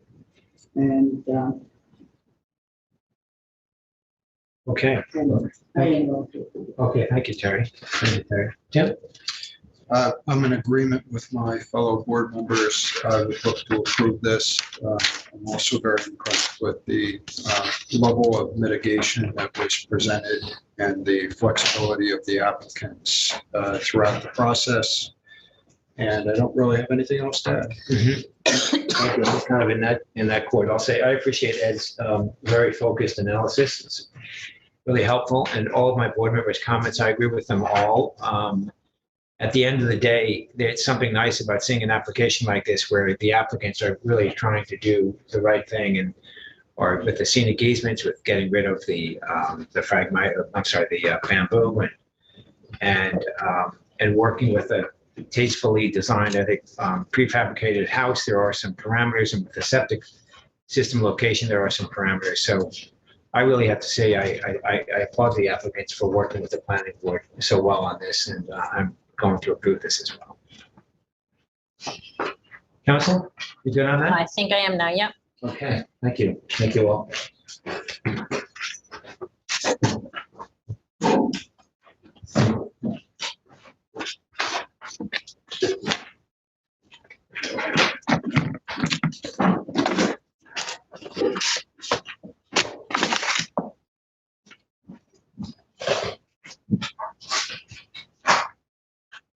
Okay, next we move on to Marshall J. Gluck at 29 Sarah's Path in Waynescott, tax map number 197-3-60. The lot size and location, 42,250 square feet at 29 Sarah's Path, West, section 2, lot 12, file 1963, map number 3704, Waynescott. I've read the tax map. Description is to construct a 504 square foot garage within front yard setbacks. The relief sought, one variance of 29.5 feet from 255-11-10 of the town code dimensional regulations to allow the garage to be constructed 20.5 feet from the front yard west lot line, where 50 feet is required and any other relief necessary. The zoning district here is a B resident zone, flood zone X, a secret class type 2. And this is a board member, Tim Renovitz, Waynescott District. Tim, if you would, please. Sure. The board will recall that we heard this very recently. In fact, July 13, 2021. I'm sorry to say that even So it was that recent. I still had to go back and rewatch the hearing to make sure I remembered it exactly. As noted, the project's to construct a 504 square foot garage. This property sits just off the intersection of Sayers Path and Westwood Road in Wainscott. And it has, in our vernacular, 2 front yard lot lines. The applicant was represented by David Egan, who also happens to be a neighbor of the applicant. There is an existing garage in this location that was built after an April 1992 ZBA approval for that garage. That approval, as it turns out, was for a 500 square foot garage. What the applicant eventually built there, however, was only a 280 square foot garage. Also worth noting that since the 1992 approval, that the front yard lot line code changed from 30 feet at the time to now 50 feet, which does make this a more significant variance request. I would also note that the existing garage is built only 14.6 feet from the property line, whereas the proposed garage is 20.5 feet, so roughly 6 foot. So the new proposed garage is basically in the same place and virtually the same as the 1992 approval. And as noted, it's almost 6 feet farther back from the front yard lot line. Also, we talked a little bit about there being a ridge running through this property in this one particular area of Wainscott. And it slopes, as a result, the property slopes up fairly significantly from the grade where the garage is up to the house. That's worth noting because it does impact how far back the garage can be positioned. The board will recall I took a photograph of that. There are, in fact, stairs that went from the garage up to the home. It was also noted during the presentation that the garage is well screened to the most impacted neighbor, who would be to the south of the property. And so as a result of all of this, I believe that this does meet the standards. And I would say that there are some unique circumstances here because the one variance standard that does give you pause is the one about whether it's substantial. And in fact, it is substantial. However, I would say that the following factors are important in terms of creating a somewhat unique circumstance. Number one, we're working off of a 1992 ZBA approval for virtually the same garage in virtually the same place. There was a change in code from 30 feet to 50 feet since that approval. That the proposed garage does in fact retreat from the front yard lot line from the existing garage. And then finally, as noted, the ridge and the topography that begins to run from behind the garage. So with those circumstances noted, I would recommend approval of this application. Thank you very much, Tim. Ed? Thank you, Mr. Chair. I'm in agreement with fellow board member Brenneman. I do remember that at the hearing, there was a question about potential screening for the nearest, most affected neighbor, and photos were produced showing that we were fairly well protected here. That would be the only real concern. I think that the idea that moving it further from the road would be difficult given the contours of the land, and would not necessarily be a positive idea in terms of the environmental impact. I do think there's the 1992 approval to consider. And I think every time we've been into one of these that has something to do with the change of code, it's slightly, in the interim, it's slightly problematic for us. But Without going on much further, I think that, Member Brennan covered it very well, and I think that what we see here is a reasonable request under difficult circumstances for them to locate a garage that's very similar to a previous approval. So I don't consider this to be a major ask on their part, and I'm looking to approve it. Thank you, Ed. What? I agree with my fellow board members with everything said. Thank you. Terry? Yeah, I agree with my fellow board members. However, it does disturb me that with the percentage of the variance has gone from 50% in the original to 60% on this one. My rationale for approving it is because of the pool equipment that's located around the 50-foot mark. And if the garage were to conforming location, there'd be more disturbance, and the pool equipment would have to be moved. And I think that might create more issues that we're currently dealing with. Despite the 60%. Okay, thanks, Terry. I agree with Terry's comments there, and especially with Tim's analysis and Ed's follow-up comments. I think I just want to accentuate the reason I'm going to approve this are Tim's last comments about the uniqueness of this application, the last 5 points. So I won't repeat those. I think that really is what differentiates this and is making us, this board, approve this application. Council? I have everything I need. Yep. Great, Thank you. thanks.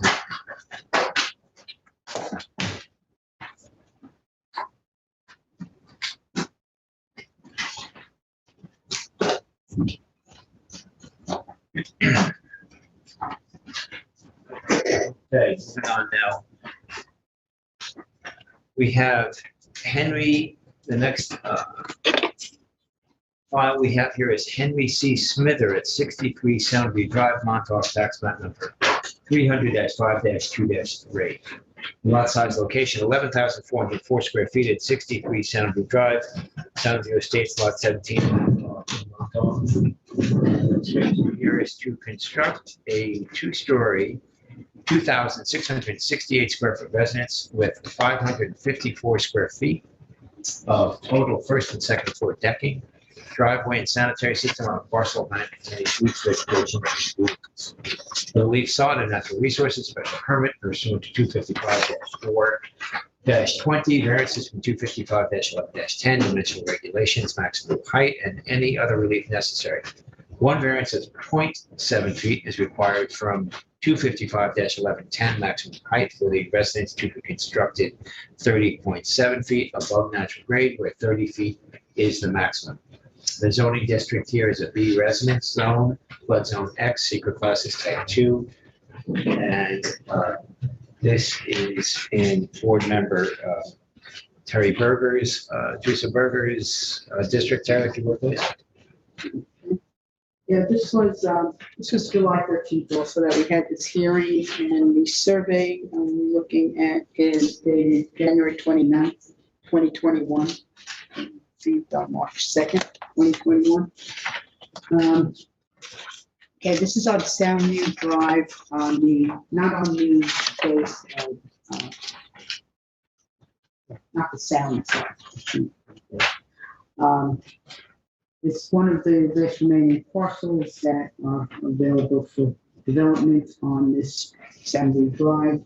And this end of it is a little more changed from the past in that some of the houses that have been put up down this end of Soundview Drive are a bit larger than the original development of it, which had a lot of leisure on the houses back in the 60s and 70s. It's a modular house, and basically I am looking to approve this project, this application, largely based on the information that was given to us by the planner and Tim, and the photos from the actual location. The property has, it requires this 0.7 foot height variance.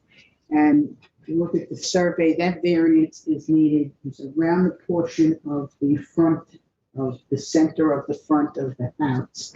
On the property, there's a depression, which may have been natural or not, that goes down about a foot.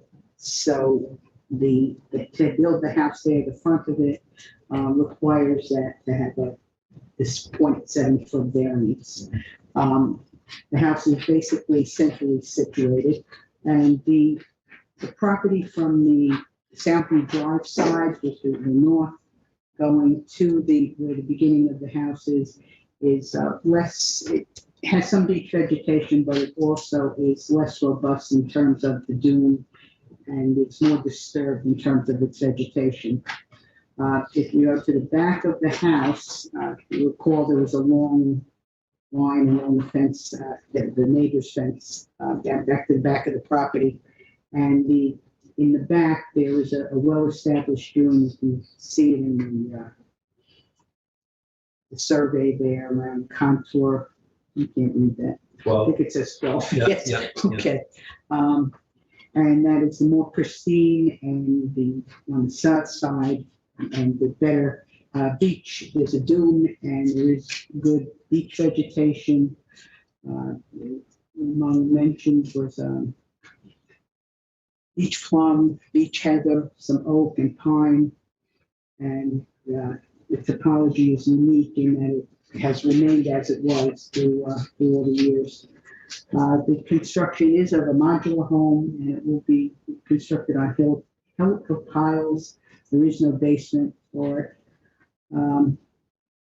So the house is being put in the best possible location that it could on this property. If you recall the pictures, I don't know if you do, the house to the east where it shows, along Mulford Lane is a new house. It's a pretty large house and it's being built on a lot that looks like it was completely cleared for a long time. Mm-hmm. But certainly the height of that, the height of the 0.7 foot in this one area of this house, do not feel will be any disturbance to either house on the west or on the east side of this applicant's property. Basically, that is it. I think it meets the natural resources, special permit standards, in particular because the southern vegetation is more pristine and has good dune land and good native vegetation in there. So I'm looking to approve this. Okay, thank you, Terry, for that thorough analysis there. Tim? I agree completely. And I really don't have a lot to add to Member Berger's detailed comments.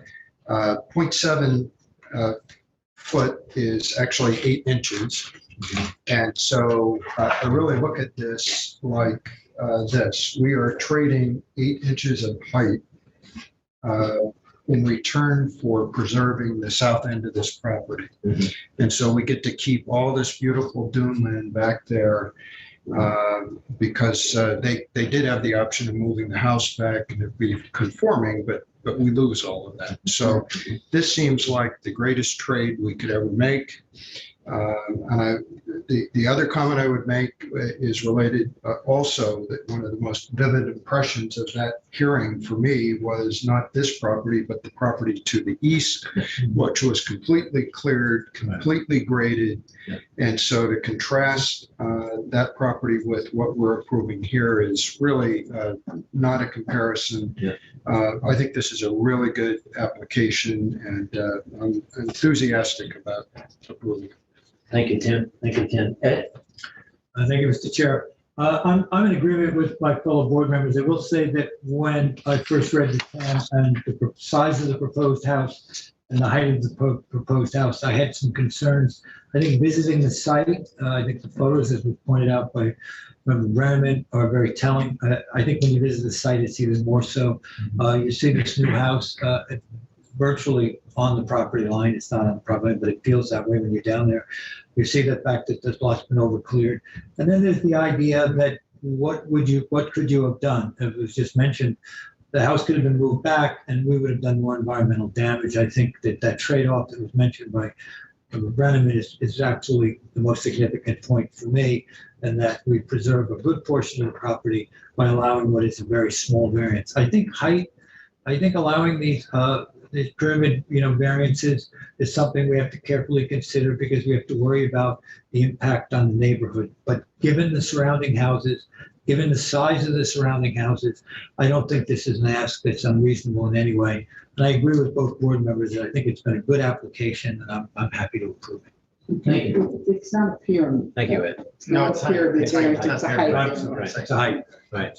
Thank you, Ed. Right? Yes, I agree as well. This was an interesting application for me as well. I think the 7.7 inches is a minor ask. I mean, 0.7 feet. Sorry. And the modular part of this is also from a disruptive point of view in a construction sense is a minor impact on the site. So this is a great application in my opinion as well. Yeah. I have one more comment Sure. that I forgot to mention. At the hearing, the planner did suggest that possibly we could limit any further development in the southern part of the property to the clearing line that's noted on the survey. On the other hand, we also felt like it would require an MRSP to do anything on that portion of the property anyway. So, want to. And it's highly restricting. Yeah. I don't think any- So, I would also like Yeah. I would just like to agree with Member Deline and Vice Chair Deline, and that the notion, I forgot to mention as well, the notion that this is a modular home is a plus to me, meaning it's the minimum amount of impact on the neighborhood and the people. It cuts down on the long-term time frame of construction, which is always an issue in these very tightly populated areas. So I just wanted to support that as well. I think it's a great idea. Yeah, and as well, the helical tiles, And the undulating dune topography is really creating that 0.7 feet. So, Yeah. I'd rather keep that. So no CNR? Well, I'll just say my comment is my comment is that I completely agree with my board members here. So I will not repeat their comments. I like this application. I share with Tim's enthusiasm on approving it, considering all the circumstances and all the details that we discussed this evening. So thank you all. Anything else, anyone? Are we good? I have a comment going back to Geneva Court. Should we mention the fact that the sanitary system that is going in now is now going to be for a 3-bedroom house? And did we get the That was variance mentioned. change Did that we was get done the as what? a result of that? Did we get what The change? change on the variance for it? This is 14, right? 13 feet farther away from the wetlands. So the variance that we had, what the sanitary originally needed a 44-foot variance and now would need, And it's 13 less. so they would need a 31. Yeah. Thank you. Try to do math and it's not good. It's good we do it here. So went down from the 44. Yeah. So it'd go down to 31 from Yep, even 44. better. Yep.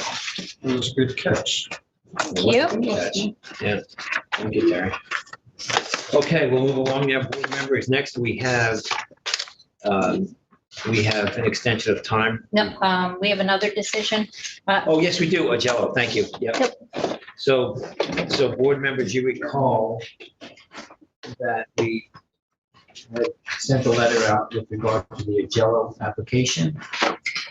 And that is at 19 Fenwick and 13 Fairview in Montauk.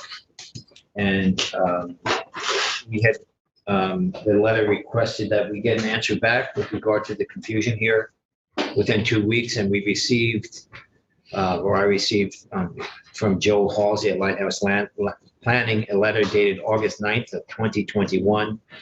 And basically respectfully request that the board allow us until September 21, 2021 to prepare a response.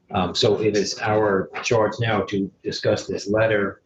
do we want to give the applicants that much time to answer this or not? And I'll just make a comment that basically we're not asking for survey work to be done. We're not asking for any submissions other than a clarification on what they are requesting. So If I might just tell you We the just wanted to the know whether dates. they wanted to yeah, go. so the date is, so the letter is dated August 2nd, and that's my mistake, because I originally drafted that day, but we didn't send it out until August 9th. So they had it on August 10th. I think that, and they have it stamped So received. Their letter is dated August 9th. I know, How I did think that we happen? both T and I are bad at dating our letters. I think Joel and I both have, so the 2 weeks would have given them to the 24th then, correct? no, that would have, Till August 2 weeks would have been August 17th, because it did go, I thought they got it the 10th. Oh, I'm sorry.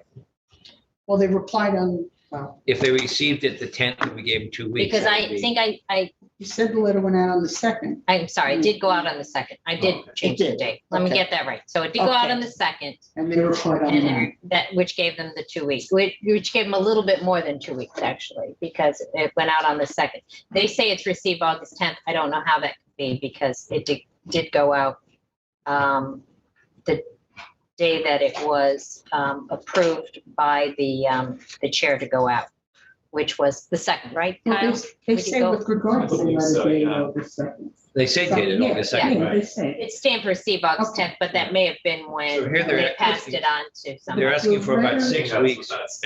Yeah, but the letter was simply to know which one of their approved. So just to finish right, so to finish my thought, if I may, they're basically asking for about 6 weeks to answer a fairly simple question. Mhm. Personally, I feel that we give them something like August 23rd to get a letter back to us. That gives them 2 weeks from this evening. I mean, it gives us, 2 weeks basically from, so we'd have the letter on the Monday before our meeting on the 24th. But that's my opinion. And how do you all feel about Right now, that? it's followed for the 17th. Yeah, I think I'm good with that. Not, certainly not September 21st, Yeah. just to say which one they want to go with. Right? Yeah, it's fine. I'm fine with that. too. So it'll be. So council, we will, 24th. Actually, if, since I will not be in the office tomorrow, Kyle, would you be able to call Joel and let him know that in response to the letter? That way they have the full period of time that they know they have till the 23rd. Kyle, Thank if you please, and let him know that the reason we would like it submitted on the 23rd is so that you or someone at the planning department can get that email to the board member, so we have a chance to read it before the 24th meeting, okay? Yep, I'll send him an email now too. Great, thank you, Kyle, thank you. Okay, thank you, council. Are we good on that, everybody? Yep, Yes. great. Okay, next we have the minutes. Now you do the extension of time if you Oh, will. geez, I keep jumping ahead. Gosh, so thank you, Nancy. Okay, here we go. The extension time is Matters Peters at 319 Marine Boulevard, Amagansett, tax map number 177-1-40.1. And this is an extension of time in order to obtain a certificate of occupancy from this board's determination of July 13th, 2016, to complete a partially constructed 749 square foot covered porch on a parcel containing bluffs, beaches. This work has been completed, and Eleni has the survey up there, and I believe, thank you, Eleni, I believe, and I know from your photos, they have completed the work and they're just trying to close out the C of O. Is that correct? Yep, all the work is completed. They're looking to get a CO. Pretty straightforward. And the planning department, I recall from your analysis, was fine with everything they did, correct? Yes, we consider this to be. You did a site visit, right? And, We did visit Yeah. the site.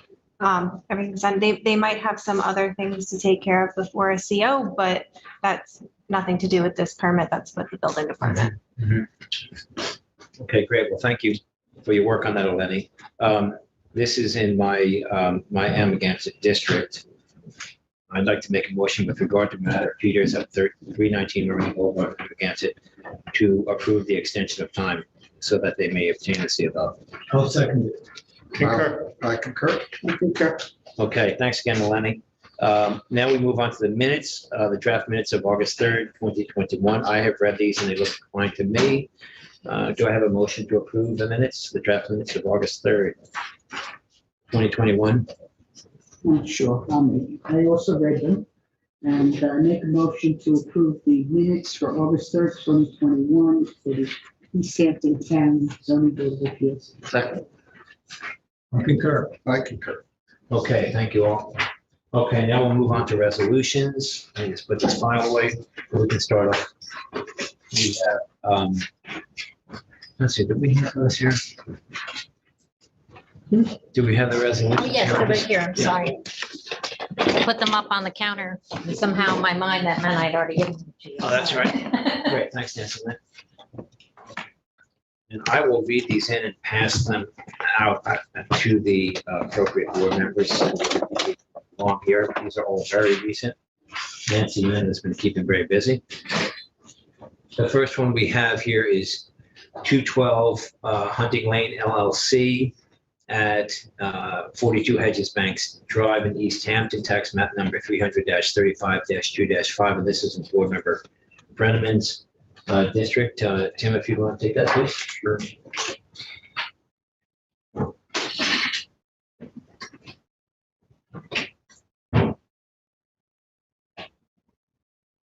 Yeah, if you'll recall, this was an application where we had a existing residence that was being demolished, and the vast majority of the work being done was outside of jurisdiction, and it was only a small portion of the deer fence that applied. We had one variance of 30 feet to construct a pole fencing approximately 70 feet from the golf press. We worked with the applicant, and we all came back as concurring or approval. And so we'll make a motion in the matter of 4112 Honey Avenue LLC, Suffolk County Tax Map 300-35-2-5. I make a motion to approve the determination as written. I'll second it. Concur. Concur. And I concur. Thank you, Tim. Okay, next we have 92 South Euclid Avenue LLC at 92 South Euclid Avenue, tax map number 300-49-1-15. And I believe this is in board member Johan's. Oh, it's Terry, it was you. Sorry. Thank you, Terry. Okay, if you recall, this is in the commercial business district, 92 South Euclid, to build a retail property and an affordable housing apartment above.